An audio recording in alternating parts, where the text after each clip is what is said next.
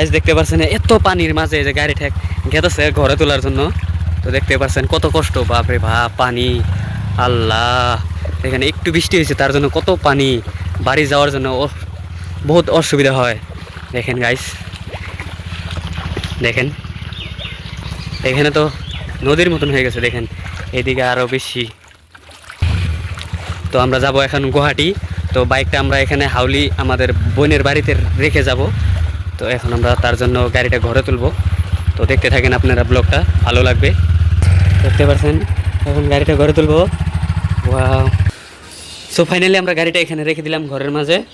তো এখন যাব আমরা গুয়াহাটি। এখন আমরা যাব গুয়াহাটি বাস দিয়ে।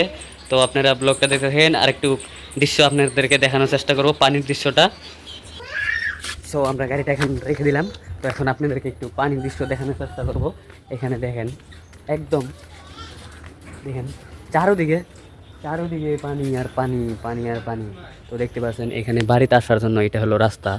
এই রাস্তাতে উড়াগে পানি, এই বাড়িতে আসার জন্য কত প্রবলেম হয় ভাই। এদিকে এটা হলো হাউলি গ্রাম। তো গাইস আপনারা যে যেখান থেকে ব্লগটা দেখেন অবশ্যই ভালো লাগলে শেয়ার করবেন। Bye bye, tata. আবারও দেখা হবে, আমরা কালকে গুয়াহাটি ভিডিও বানাবো, তো আপনাদেরকে দেখানোর চেষ্টা করবো। Bye bye.